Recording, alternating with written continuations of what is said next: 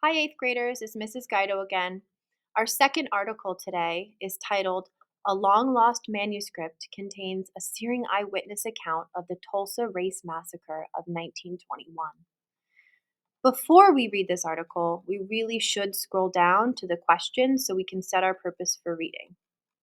The questions that we have to answer today are: choose a direct quote from the reading that resonates most with you or captures what you learned about the Tulsa Massacre. Why did you pick this quote? Make sure you're thorough in your explanation. I also gave you a sentence starter to get started. The second question: choose one of the images in the article that you find most interesting or thought provoking and explain. Why? I want you to consider the context of the image, so what's going on in the image, and what it connects to in this article. And question 3: how did the Black community of Tulsa show resilience in the aftermath of the Tulsa Massacre? How is this resilience apparent in the community now? And it could be physically and or mentally, emotionally, psychologically. And I also gave you some sentence starters here to help you get started. Now we can scroll back up to the top of the article and begin reading. An Oklahoma lawyer details the attack by hundreds of whites on the thriving Black neighborhood where hundreds died 95 years ago. The 10-page manuscript is typewritten on yellowed legal paper and folded in thirds, but the words, an eyewitness account of the May 31st, 1921 racial massacre that destroyed what was known as Tulsa, Oklahoma's Black Wall Street, are searing. I could see planes circling in midair. They grew in number and hummed, darted and dipped low. I could hear something like hail falling upon the top of my office building. Down East Archer, I saw the old Midway Hotel on fire, burning from its top, and then another and another and another building began to burn from their top, wrote Buck Colbert Franklin. The caption of this image is a photo that shows the crowds of people watching fires during the June 1st, 1921 Tulsa Race Massacre. The Oklahoma lawyer, father of famed African American historian John Hope Franklin, was describing the attack by hundreds of whites on the thriving Black neighborhood known as Greenwood in the booming oil town. Lurid flames roared and belched and licked their forked tongues into the air.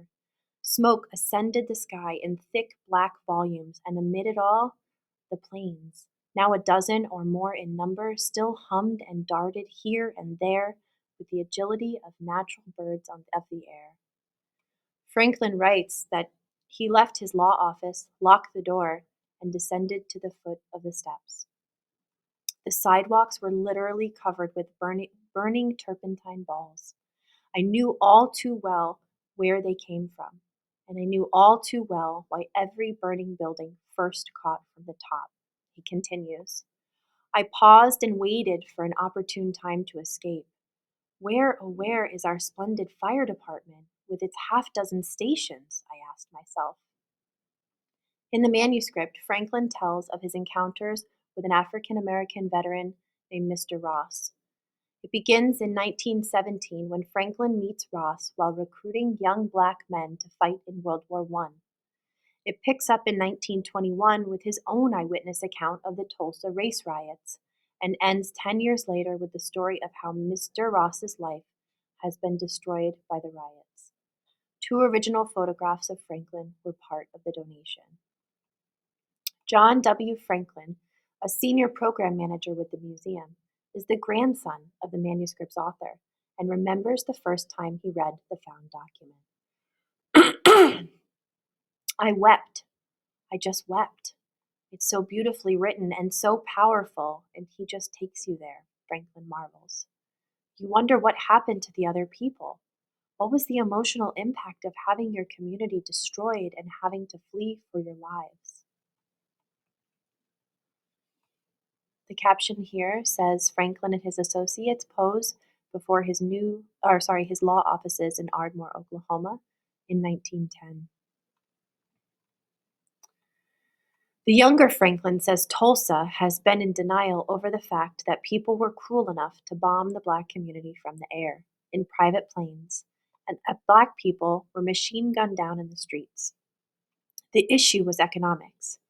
Franklin explains that Native Americans and African Americans became wealthy thanks to the discovery of oil in the early 1900s on what had previously been seen as worthless land. That's what leads to Greenwood being called the Black Wall Street. It had restaurants and furriers and jewelry stores and hotels, John W. Franklin explains, and the white mobs looted the homes and businesses before they set fire to the community. For years, black women would see white women walking down the street in their jewelry and snatch it off. Museum curator Paul Gardulo, who spent 5 years along with Franklin collecting artifacts from the riot and the aftermath, says, "It was the frustration of poor whites not knowing what to do with a successful black community, and in coalition with the city government were given permission to do what they did. It's a scenario that you see happen from place to place around our country, from Wilmington, Delaware to Washington, D.C., to Chicago, and these are in some ways mass lynchings," he says. As in other places, the Tulsa race riot started with newspaper reports that a black man had assaulted a white elevator operator. He was arrested, and Franklin says black World War I vets rushed to the courthouse to prevent a lynching. Then whites were deputized and handed weapons, the shooting starts, and then it gets out of hand, Franklin says.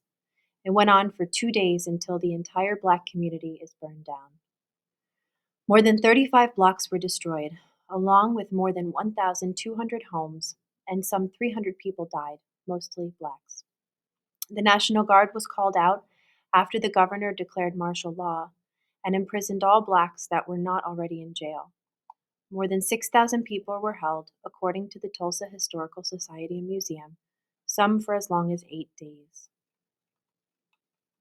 This next image, the caption reads, "Practicing law in a Red Cross tent are B.C. Franklin and his partner I.H. Spears with their secretary, Effie Thompson, on June 6th, 1921, 5 days after the massacre."